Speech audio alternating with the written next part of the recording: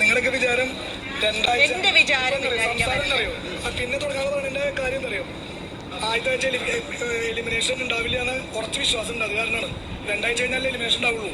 ആ ഒരു ഉറച്ച വിശ്വാസത്തിലാണ് പിന്നെ കളി തുടങ്ങാന്ന് പറയുന്നത്. രണ്ടാഴ്ച കഴിഞ്ഞിട്ടായാലും പറയാൻ പറ്റില്ല, അൺപ്രഡിക്റ്റബിൾ ആണ്. ചിലപ്പോ ആദ്യത്തെ ആഴ്ച എലിമിനേറ്റഡ് എന്തെങ്കിലും പറഞ്ഞതാണ്. എല്ലാവർക്കും ഉറപ്പുണ്ട് ആദ്യത്തെ രണ്ടാഴ്ച കഴിഞ്ഞാൽ വിടുള്ളൂന്ന്. അത് പിന്നെ കളിക്കാന്ന് പറയാം. എനിക്കറിയില്ല. എനിക്ക് പറയാം ആദ്യത്തെ രണ്ടാഴ്ച കഴിഞ്ഞാൽ വിടുള്ളൂന്ന്.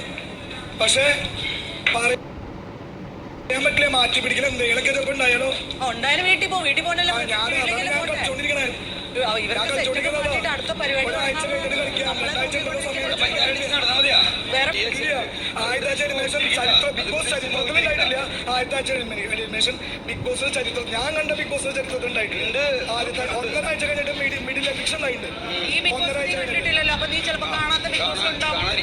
അപ്പൊ എല്ലാരും വിചാരിച്ചിരിക്കുന്നത് ആ സേഫ് അല്ലേ, മെല്ലെ കളിക്കാന്നാ. അങ്ങനെ ഞാനും വിചാരിച്ചു കഴിഞ്ഞാണല്ലോ നീ നിന്റെ കാര്യം പറയുമോനെ. നീ എന്തിനാ അപ്പൊ അവന്റെ കാര്യം രണ്ടാഴ്ച അവിടെ നിൽക്കാന്നുള്ള ഒരു ഉറപ്പുണ്ട്. ആരെയും മെൻഷൻ ചെയ്ത് പറയണ്ട. അവരവർക്ക് വായുണ്ട്, പറഞ്ഞോളും. ദൈവം വെറുതെ ഒന്നും പറയാതെ നിൽക്കാറുണ്ട്.